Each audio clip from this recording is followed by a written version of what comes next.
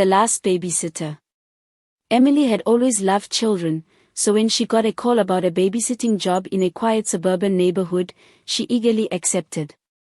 The parents, the Hendersons, seemed pleasant enough, inviting her into their cozy home with warm smiles and a plate of cookies.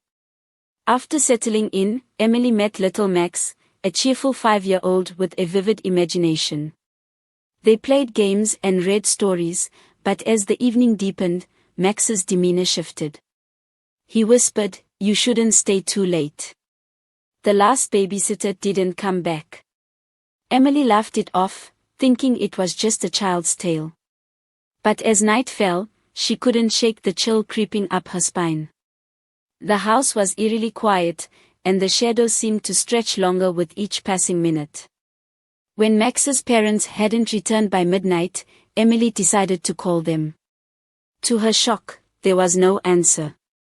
She felt a pang of anxiety but reassured herself they were just delayed. Just then, she heard a soft thud from upstairs, followed by a low, eerie giggle.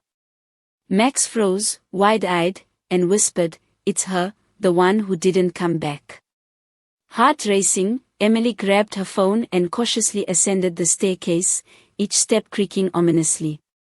As she reached the top, the giggle echoed again, now closer, almost beckoning her. She peered into a dimly lit room at the end of the hall. The sight froze her in place.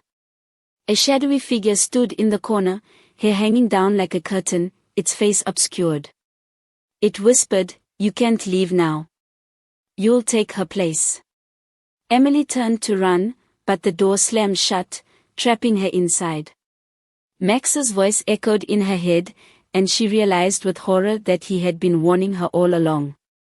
She fumbled for her phone, but the screen was black, dead.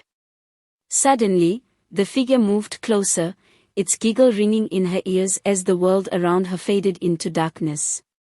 The next morning, the Hendersons returned to find the house quiet and still, the only sign of Emily a half-eaten cookie left on the counter.